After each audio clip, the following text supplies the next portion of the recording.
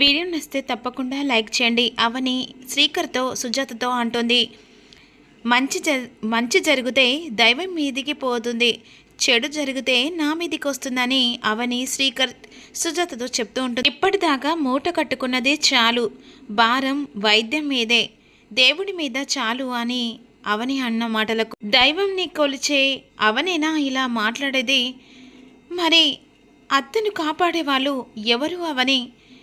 అత్తను కోల్పోతే మరోసారి అమ్మను కోల్పోయినట్టే అని సుజాత అంటుంది. సరే అక్క, నేను బయలుదేరుతాను, పదబావా అని చెప్పేసిన తర్వాత శ్రీకర్ సుజాతతో అవ్వని అమ్మవారి విషయంలో పూర్తిగా తన మనసు విరిచేలా అమ్మవారు చేశారు కాబట్టే అవని ఎవరి మాట వినదని శ్రీకర్ సుజాతతో అంటాడు. నారాయణరావు గారు, మీ మనవరాల్ని రమ్మని చెప్పండి అమ్మ అక్షయ అని చెప్పేసి పిలిచిన తర్వాత అక్షయ మాల వేస్తుంది.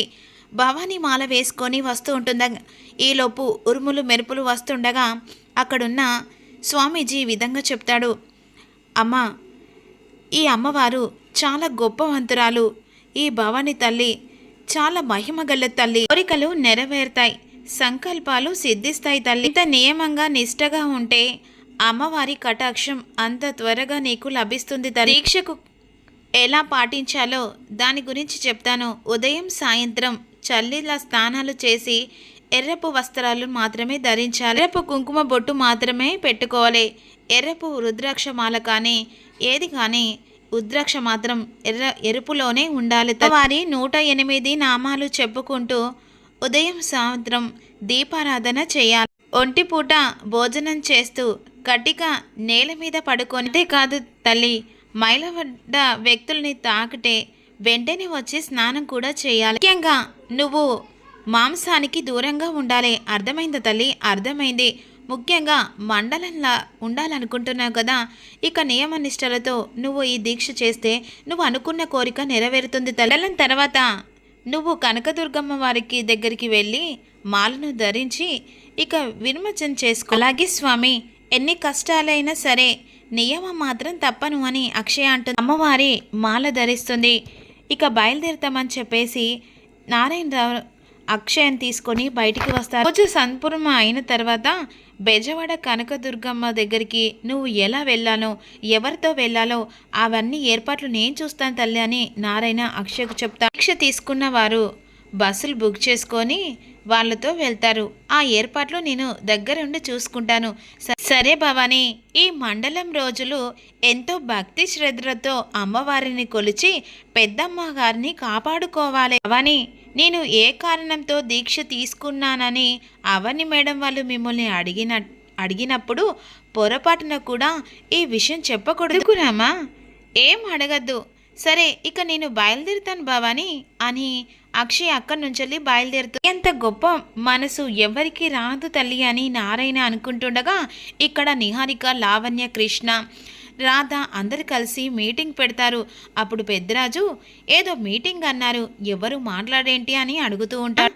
ఈ మధ్య నువ్వు చాలా బుద్ధిమంతుడు అయ్యావు కదా, ఏదైనా చెప్తే అవని దగ్గర మోషిస్తావని భయంగా ఉందని కృష్ణ అంటారు. సంత వదిన కూడా గోడ మీద పిల్లిలాగా అయిపోయింది, ఎటుండానో అర్థం కావట్లేదు. సంత గారు, మీరు మా పార్టీలో ఉండకపోతే చిల్లి గవ్వ కూడా దక్కదు, ముందు విషయం ఏంటో చెప్పండి అని వసంత అంటుంది. హరిక, ముందు మ్యాటర్ చెప్పు, నాంచకు అని రాధ అంటుండగా ఓకే బావగారు అని నిహారిక అంటారు. జాగ్రత్తగా ఉండండి. ఇక మన పల్లెటూరులోనూ సిటీలోనూ ఎంత ఆస్తులు ఉన్నాయో అందరికీ తెలిసిందే. ఆ మాటలు అటువైపుగా వెళ్తున్న వేదవతి నిహారిక మాటలు విని అక్కడే ఆగిపోతుంది. అత్తయ్య గారు బ్రతకరని ఇక ఓపెన్ సీక్రెట్గా మనకు మాత్రమే తెలుసు. విషయం అత్తయ్యకు తెలియకపోతే సడన్గా ఆమె చనిపోతే మనందరికీ ఇబ్బంది అవుతుంది. ఆవిడకు చెప్పేస్తే ఓ పని అయిపోతుంది. ఎవరెవరికి ఎంత ఆస్తి ఇవ్వాలో వాటిపై సంతకం పెట్టేస్తుంది. నేనైతే మొదటి నుంచలే ముక్కు పుడుకు కావాల్సిన విషయం మీ అందరికీ తెలిసిందే. ఇక నాకు, శౌర్యకు, ఇక కృష్ణకు వాటల్లాగా వచ్చిన తర్వాత ఎలా వాటలు వేసుకుంటారో అది మీ ఇష్టం. నిహారిక చెప్పిన మాటకు ఎవ్వరికి గొడవలు కావని కృష్ణ అంటుండగా నువ్వు చెప్పింది బాగానే ఉంది, కాకపోతే ఇలాంటి పరిస్థితి అని అత్తయ్యకు ఎవరు చెప్పగలరని లావణ్య అంటూ చెప్తే బాగుంటుందని రాధ అంటుండగా, అమ్మో నా వల్ల కాదు, ఈ విషయం అవని గాని నాన్నకు గాని తెలిసిందంటే నా ప్రాణాలు తీసేస్తా. నువ్వైతేనే సున్నితంగా చెప్పగలవే. అబ్బా నా వల్ల కాదురా, నన్ను వదిలేయండిరా. నువ్వు ట్రై చేస్తావా? బాబు ఒకప్పుడు ఆస్తుల మీద మోజుండేది, కానీ జ్ఞానోదయం అయిన తర్వాత ఇప్పుడు నాకు అవసరం లేదు, విషయంలో ఇన్వాల్వ్ అవసరం కూడా లేదు. నీకొచ్చిన వాటా కావ్యకు రాసుకోవచ్చు కదా బావగారు. నువ్వు లేనిపోని ఆశలు కల్పించకమ్మా, లాభం లేదు. నేనే ముందడుగు వేయాలని నిహారిక అనుకుంటూ ఉంటూ, బంగారం నువ్వైతేనే ముందడుగు వేయాలి. అమ్మ చనిపోయే ముందు ఆస్తి అంతా మన పేరు మీదే ట్రాన్స్ఫర్ కావాలి. ఇంకెందుకు ఆలస్యం, నడవండి అని నిహారిక అడ్డుపడుతుంది అవని. శ్రీకర్ అసలు మనుషులేనా మీరు అని అంటుండగా పెద్దరాజు, అవని నన్ను మాత్రం తిట్టకమ్మా, మాట్లాడాలనుకున్నారని చెప్పాను కానీ ఈ మాటలని అనుకోలేదు అని పెద్దరాజు అంతా ఇటు రావి అని పెద్దరాజు పిలుస్తాడు. ఈలోపు వేదవతి మాటలు విని ఏడుస్తుండగా అవని అసలు అవతల అత్తయ్య చావుకు దగ్గరవుతుంటే మీరు మాత్రం ఆస్తుల కోసం మాట్లాడుకుంటున్నారు. ఇలా బుద్ధులు ఇక మారవు అవని, శివరాజకీయాలు చేస్తున్నారని శ్రీకర్ అంట. మాట్లాడడంలో తప్పేముంది, ముందుగానే ఆలోచిస్తున్నామని లావణ్య అంటుండగా, మీరు మాత్రం సేఫ్ జోన్లో ఉన్నారు, కానీ మా పరిస్థితి అలా కాదు కదా అని రాధ అంపదీసి, అమ్మతోనే ముందుగా మీరు ఆస్తంతా రాయించుకున్నారే ఏంటి అని కృష్ణ అంటుండగా, వీళ్ళ తీరు చూస్తుంటే అలాగే ఉందని నిహారిక. మీరు నా గురించి ఎంత చెడ్డగా అనుకున్నా పర్వాలేదు, ఎందుకంటే మేం ఆ మాటలు పట్టించుకోలేము. అయినా ఏ రోజైనా అమ్మ గురించి పట్టించుకున్నారా? వాటల గురించి మాట్లాడుతున్నారు. మేము ఎంత చేసినా పేరు మాత్రం అవనికి పోయేది కదా శ్రీకర్ అని లావణ్య అంటే, ఒకరిది క్రెడిట్ మరొకరిది అందరికంటే ముందుంటుంది కదా ఏ దేనికైనా, దీనిలో కూడా అలే.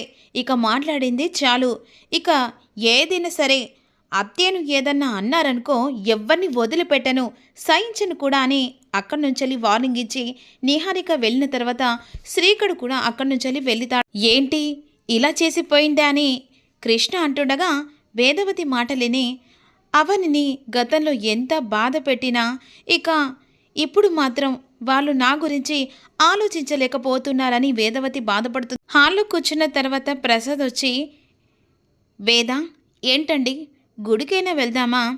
ఇక ఒక్క దగ్గర ఉన్నావు కదా, కాస్త ప్రశాంతత మార్పు వస్తుంది, ఇక ఎక్కడికి వెళ్లాల్సిన అవసరం లేదండి అని వేదవతి మాటలకు షాక్ అయిపోతా. అలా అంటున్నావు అంటే వీల్ చైర్లో ఉన్నాను కదా, అటు ఇటు తిరగడం ఎందుకని. లోపు అక్షయ్ గురించి శ్రీకర్ అవని పిలుచుకుంటూ వస్తుండగా అందరూ వస్తారు. అక్షయ కనిపించట్లేదు అని అంటుండగా ఇంట్లో నుంచి వెళ్ళిపోవచ్చేమో అని శౌర్య అంటుండగా, అలా అనకు శౌర్య, అవనికి కోపం వస్తుందని నిహారిక అందరితో ఆగుతుందా? అవనికి కోపం వస్తుంది, ఇంట్లో వాళ్ళను ఏమన్నా పర్వాలేదు కానీ అవతల వాళ్ళనంటే అవనికి కోపం వస్తుందని లావణ్య అంటూ, బయటికి వెళ్ళి వెతకండి, దొరికితే మళ్ళీ ఇంట్లో తీసుకొచ్చి పెట్టండి అని రాధ అంట. మాటలకు ఏంటి కని బయటికి వెళ్ళి వెతుకుతాం పద అనేసరికి అప్పుడే మాల వేసుకొని అక్షయ లోపలికి వస్తుండగా స్వరూపంగా అమ్మవారి రూపంలో పెద్దరాజుకి కనిపెడుతూ ఉంటుంది. అక్షయం చూసి షాక్ అయిపోతారు. ఆహా దివ్య దర్శనం, మా అమ్మోరు తల్లి వచ్చిందని అలా కొరివిదండలు పెడుతుండగా నువ్వు గమ్ము నూకుంటావా అని పెద్దరాజుని అంటుంది వసంత. నీ గురించి వెతుకుతున్నామమ్మ అని శ్రీకర్ అంటుండగా అప్పుడు కృష్ణ అది సరే కానీ ఈ గెటప్ ఏంటని అడుగుతూ ఉంటాడు. పగటి వేషమా? కాదు భవాని, భవాని మాల వేసుకున్నానని అక్షయ చెప్తుంది. ఎందుకమ్మా అని అంటుండగా ఏదైనా కోరికలుంటే నెరవేరడానికి ఇలా వేసుకుంటారని ప్రసాద్ అంటుండగా ఇంత చిన్న వయసులో ఏం కోరికలు ఉంటాయండి, మా ఇంట్లో బాగానే తిష్ట వేశావు కదా, ఇంకేంటి కోరిక అని శౌర్య అంటుంది. ఇంటికి వారసురాలు అవ్వాలనుకుంటుందేమో, ఈ ఇంటున్న వాళ్ళకి దిక్కులేదు, ఇక ఈమెకేంటి అవసరం అని లావణ్య రాధ అనుకుంటా అని వీళ్ళ మాటలు పక్కా పెట్టుకని నువ్వు ఎందుకు దీక్ష తీసుకున్నావు తల్లి అని పెద్దరాజు అంటుండగా నేను కోరుకున్న కోరిక నెరవేరాలని దీక్ష తీసుకున్నానని అక్షయ చెప్తూ, అమ్మోర్ తల్లి ఏది కోరుకున్నా నెరవేరుతాయి అని పెద్దరాజు అంటుండగా నువ్వొకడివి అమ్మోర్ తల్లిని సాగు కొడుతున్నావు, ఎందుకు వేసుకున్నావని అందరు కలిసి అడుగుతుండగా అక్షయ నోరు విప్పదు. గలగలా మాట్లాడతా కదా చెప్పు అని వేదవతి అంటుండగా ఇక ఎందుకు వేసుకుందో నాకు అర్థమైంది ఇప్పుడని శౌర్య అంటుండగా తల్లిదండ్రులు లేరని అవమానించాం కదా, తల్లిదండ్రులు దొరకాలని దీక్ష వేసుకుందేమో అని శౌర్య అంటుండగా, ఇలా దీక్ష వేసుకుంటే తల్లిదండ్రులు ఎదురు పడతారా ఏంటి, కోరికలు నెరవేరుతాయి ఏంటి అని కృష్ణ లావణ్య అనుకుంటూ ఉంటారు. రెగ్యులర్ ఎపిసోడ్ కావాలంటే కామెంట్ చేసి లైక్ చేయండి, సబ్స్క్రైబ్ చేయండి ఫ్రెండ్స్.